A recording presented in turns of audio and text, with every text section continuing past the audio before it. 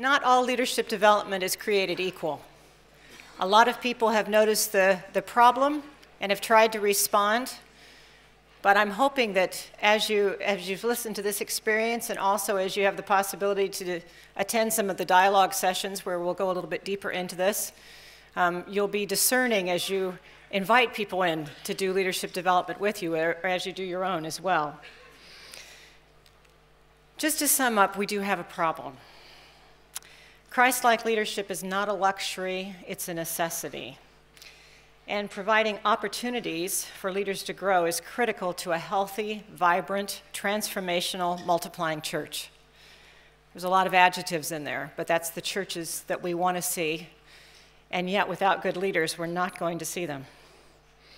And we have to be extremely wise stewards of the resources we have, because resources are not unlimited.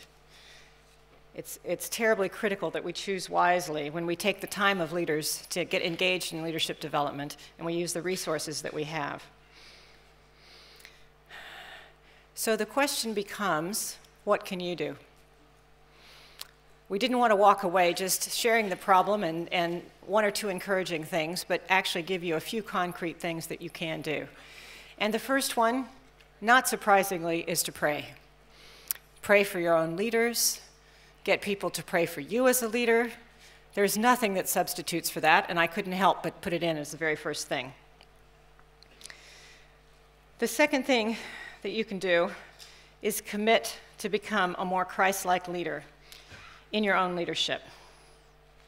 We're going to have for you at the doors a very well-crafted document called A Covenant of Leadership. And it's been put together by Dr. Stacy Reinhardt from MentorLink and several people from the Lausanne Leadership Working Group. And it's meant to be something that you can study with leaders in your organization, that you can take a look at, that you can use as a measurement of your own ability as a leader and those around you. So that's the tool that we're going to send you home with. But you can commit to do better in your own leadership. And the third thing, based on the survey results that we all need to be doing as leaders, is releasing and enabling others more. We need to intentionally find, use, and promote the very best of leadership development, whether that be the institutions, whether it be formal education, whether it be workshops, seminars, mentoring. Every possible means at hand is needed to produce the next generation of leaders. They're asking for it. It's amazing the hunger out there, especially in younger leaders, for help. If you make yourself available as an older leader and not be afraid to mentor a younger leader, believe me, you'll have people knocking down your door because they want the help. They're asking for it. As I said, if you want to talk more about this, there's 2 more workshops, dialogue sessions. One is this afternoon on becoming a more Christ-like leader. That's in room 2.41.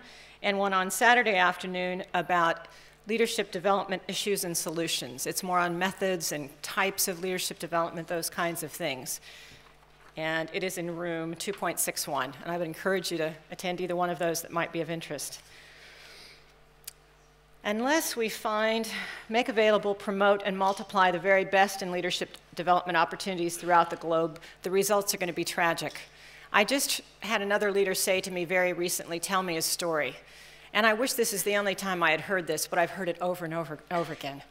He was talking about this marvelous wave of evangelism that had come through their area and how churches had been planted all over the place. And he had the opportunity to have a house church as well, and it started out with just a few people, and it grew to 25, and it was vibrant and alive and marvelous. And before they knew it, it grew to 100, and that was incredible. And he was so busy leading everything, managing all the money, doing all the work, and before you knew it, he was such a good preacher, it grew to 250.